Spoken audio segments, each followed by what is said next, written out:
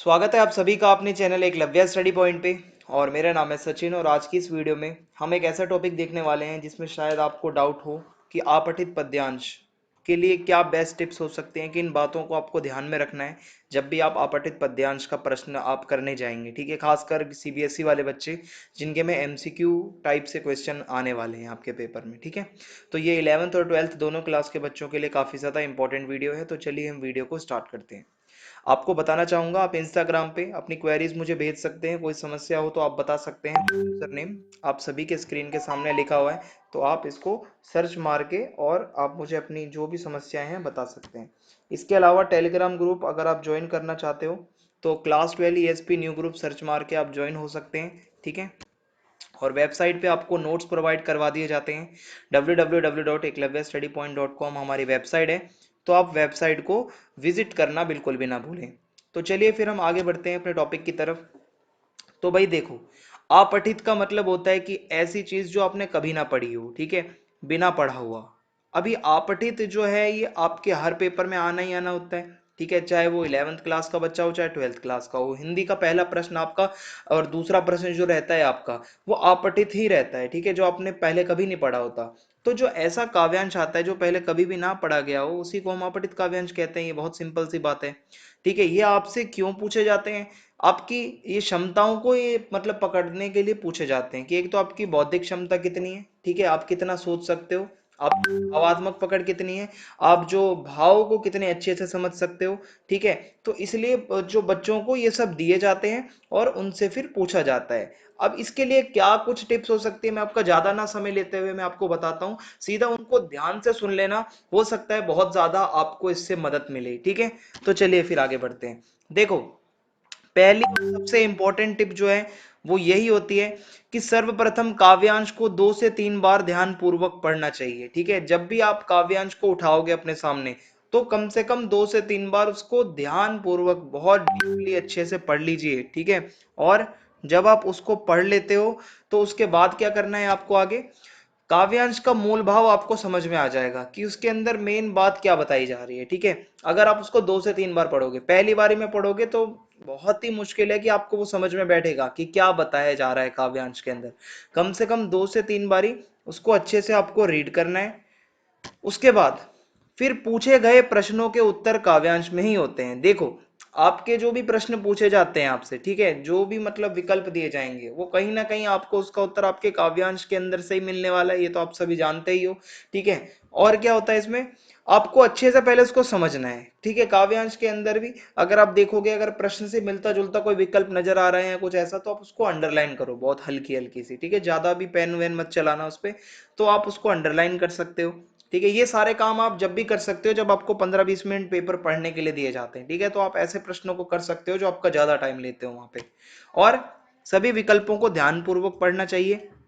जितने भी ऑप्शंस हैं यहाँ पे, बच्चों को क्या लगता है कभी कभार चारों ऑप्शन एक जैसे लगते हैं। वो जब ही लगता है जब आपने इसको काव्यांश को अच्छे से नहीं पढ़ा होता। 2 से 3 बारी उसको अच्छे से पढ़ो, ज्यादा बड़ा नहीं आता काव्यांश आपके पेपर में। आप उसको 2 से 3 बारी अच्छे से पढ़ो और उसके विकल्पों में से एलिमिनेट करते जाओ जो जो आपको लग रहा हो कि ये भाई इससे रिलेवेंट नहीं है, इससे जुड़ा हुआ नहीं है। ठीक है, उसको हटाते जाओ।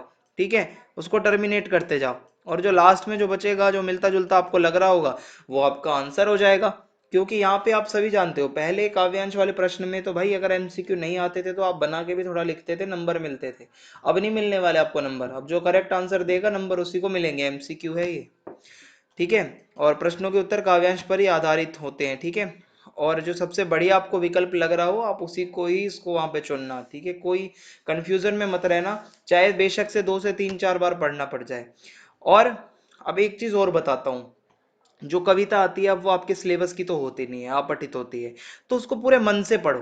पहले ये मत लेके चलो कि आपका पेपर है या आपका प्रश्न आया हुआ है इसलिए पढ़ रहे हो। जैसे हम कविताएं पढ़ते हैं ना आनंद लेके, मौज मस्ती में, कविता को पढ़ डालो पूरी एक बारी। ठीक है, गा गा के पढ़ दो मन मन में, कैसे भी समझो। पहली बारी तो उसको मन से पढ़ो, उसका आनंद लो, जो शब्द लिखे हुए हैं उसको पढ़ो, भाई क्या बताया जा रहा है वहां पे।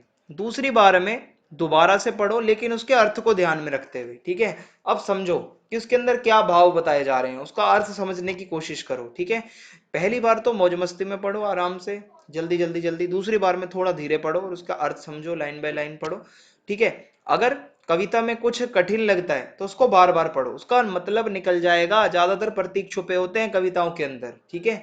तो आप उसको बार बार पढ़ो, उसका अर्थ आपके सामने आ ही जाएगा, ठीक है। ऐसा नहीं है कि आपको अर्थ भी ना समझ में आए और वो आपके पेपर में दिया हुआ है कुछ भी। अर्थ जब समझ में आएगा जब आप उसको थोड़ा टाइम दोगे, बार बार पढ़ लोगे तो आ जाएगा समझ में अर्थ भी। और अब जब ऐसे आप इसको पढ़ते जाओगे तो अब आप कविता पर भी ध्यान दो, ठीक है। और आपको क्या करना है, प्रश्नों को भी पढ़ना है। प्रश्न पढ़ते जाओ क्या पूछा जा रहा है, फिर कविता पे भी एक नजर रखो अपनी कि कहाँ वो उससे मिलता जुलता नजर आ रहा है, तो वहीं आपको उसका आंसर मिलेगा। और जिस जिस प्रश्न का उत्तर मिलता चला जाए उस प्रश्न पर तथा उसके उत्तर को रेखांकित कर दीजिए, ठीक है। जहां जहां का आपको आंसर मिल गया है उसको हल्की हल्की अंडरलाइन करते जाओ, जो बचा हुआ है वो आगे बढ़ते जाओ, देखते भाई ढूंढते जाओ क्या बचा हुआ है और कितना अभी अंडरलाइन और करना है हमें। इस तरीके से भी आपको बहुत ज्यादा फायदा मिलने वाला है। और देखते हैं क्या है, ध्यान करें समझ में आ जाए, ठीक है। बहुत आपको एक चीज बता कि बेशक से आपको समझ में हर चीज आ जाए ये बहुत जरूरी नहीं है, ठीक है। हर चीज आपको समझ में आए ये जरूरी नहीं है, मैं बार बार बता रहा हूँ, ठीक है भाई। हर चीज समझ में आ जाए ये जरूरी नहीं है, एक एक शब्द समझना भी जरूरी नहीं है। सिर्फ आपको अपना काम से काम निकालना है भाई। जितना पूछा जा रहा है प्रश्न में उतना ढूंढ के और उसका आंसर लगा दो। ज्यादा कविता के मूल भाव में और उतना ज्यादा नहीं आपको डीप घुस जाना कि आपको उसकी व्याख्या ही ढूंढने लग जाना है। बस ऊपर ऊपर से पढ़ो पहले मौज मस्ती में, दूसरी बारी में थोड़ा उसका अर्थ समझते हुए पढ़ो। और जरूरी नहीं कि एक एक शब्द आपको समझ में आए। तो जो बच्चे डिमोटिवेट हो जाते हैं कविता पढ़ के अपठित वाली कि हमें तो समझ ही नहीं आ रही, बहुत मुश्किल लग रहा है, तो बच्चे बिल्कुल भी परेशान होने की बात नहीं है। आपको एक एक प्रश्न जो है आपको बस समझ में आना चाहिए, ना कि एक एक शब्द कविता का। बस आपको प्रश्न समझ लेना है कि क्या पूछा जा रहा है। प्रश्न समझ लिया तो उत्तर अपने आप ढूंढ सकते हो, इतने आप काबिल हो। अगर आपको मुख्य भाव भी समझ में आ गया ना कि भाई कविता है किस बारे में, माँ के ऊपर आई हुई है कविता, मजदूर के ऊपर आई हुई है, प्रकृति के ऊपर कविता आई हुई है, बस एक बार मूल भाव समझ में आ गया तो काम चल जाएगा आपका। आप नहीं अटकोगे उसके बाद पेपर में। इतना तो दिमाग हमारा इंजन में ऑयल आ ही जाता है कि हम अपने आप ही ढूंढते चले जाते हैं उसके आंसर फिर, ठीक है। यदि कविता समझ में ही ना आ रही हो तो एक चीज और करो, खुद से पूछो कि भाई मैं पढ़ क्या रहा हूं, ठीक है। क्या मैं पढ़ रहा हूं और मैं किसके बारे में पढ़ रहा हूं ये तो पता चल रहा होगा आपको। कविता किसके ऊपर लिखी हुई है या ये भी नहीं समझ आएगा। कविता को देखो किस बारे में लिखी हुई है, आप फिर उसके बाद सटीक आंसर दे पाओगे अपनी कविता का, ठीक है। तो ये कुछ टिप्स थी, आई होप आप इसको ध्यान में रखोगे, कविता को 2 से 3 बारी पढ़ोगे। और उसके बाद जरूरी नहीं आपको एक एक शब्द आता हो कविता का, ठीक है। ये अगेन मैं बता रहा हूँ, बहुत बच्चे समझते हैं कि हम तो भाई पढ़ नहीं पाए या हमको आती नहीं है कविता। ये सबके साथ होता है। इवन मैं भी जब स्कूल में था तो जब भी कविता का क्वेश्चन आता था, जरूरी नहीं, हमारे भी टीचर यही कहते थे कि तुम एक एक शब्द जानते हो उसका, बस जितना मूल भाव समझ आ रहा है उसके अनुसार आंसर दे देना अपना, ठीक है। तो कमेंट करके बताइए वीडियो कि आपको ये अच्छी लगी और ज्यादा से ज्यादा वीडियो को शेयर कर दे। जय हिंद जय भारत, बहुत बहुत धन्यवाद आप सभी।